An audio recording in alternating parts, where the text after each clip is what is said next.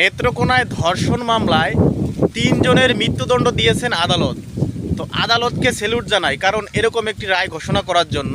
কারণ বাংলাদেশে দেখা যায় রায় ঘোষণায় কিন্তু মৃত্যুদণ্ড তো আসেই না, যাবজ্জীবন হলেও পরবর্তীতে আসামিরা যে কোনো ফাঁক করে ছাড়া পেয়ে যায়। কিন্তু এই ধর্ষণ মামলায় একটা দৃষ্টান্ত স্থাপন করলেন বিচারক।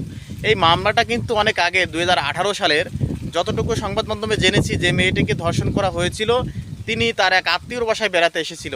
সেই আত্মীয়কে অস্ত্রের মুখে ভয়ভীতি দেখিয়ে তাকে এক জায়গায় নিয়ে যেয়ে তারা পালাক্রমে ধর্ষণ করে এবং পরবর্তীতে এটা সব জায়গায় প্রচারিত হওয়ায় এই যে ভিকটিম, এই মেয়েটি তখন লোকলজ্জায় নিজে আত্মহত্যা করে। পরবর্তীতে মামলা হওয়ায় তাদের নামে এই মামলা চলতে থাকে এবং শেষ পর্যন্ত এই গতদিন মেবি দেখলাম নিউজটা।